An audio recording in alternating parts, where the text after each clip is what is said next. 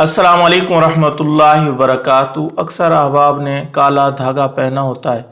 आज मुझसे किसी साथी ने पूछा भी है कि मैंने ये काला धागा पहना हुआ है, जुमा पढ़ने गया तो मौलवी साहब ने कहा कि ये पहनना जायज़ नहीं है। इस हवाले से सवाल किया गया है।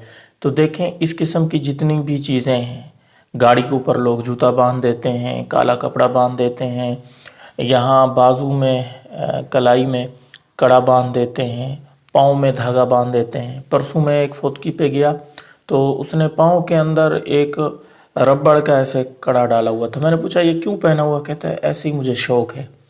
तो इस किस्म की जितने भी चीज़ें हैं नहीं पहननी चाहिए।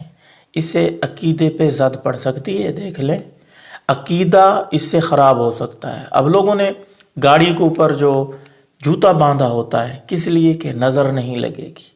भाई गाड़ी को सिर्फ नज़र तो नहीं लगती, आदमी को भी लगती है, जानवरों, हर चीज़ को नज़र लग सकती है। तो अपने गले में भी एक जूता बांध लो ना, ताकि अपने आप को भी नज़र ना लगे। अपने आप को बचाना भी ज़रूरी है, जिस तरह गाड़ी को बचाना ज़रूरी है। तो ये जितनी भी चीज़ें, इनसे बचना चाहिए। लोहे का या किसी और धात का कड़ा है, इनका पहनना तो बिल्कुल जायज़ नहीं है। अलबत्ता ये जो धागा पहना जाता है, अगर ये कुरान मजीद की कोई आयत वगैरह कर पढ़ के दम नहीं किया गया, फिर तो इसका पहनना भी जायज़ नहीं है।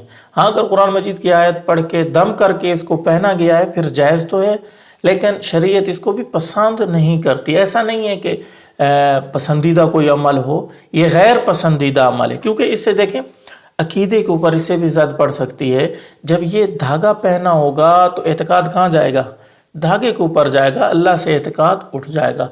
इसलिए इस किस्म की चीज़ों से बचना चाहिए। हाँ, कोई मजबूरी है, किसी आमिल ने आपको बताया है कि इसके ऊपर मैंने वजीफ़ा पढ़ दिया है, कोई ख़ास किस्म की आयात पढ़ दी हैं, दुआएं पढ़ ली हैं, ये आप बांध के रखें, फिर तो मजबूरी है, शरअन इससे गुंजाइश मिलती है।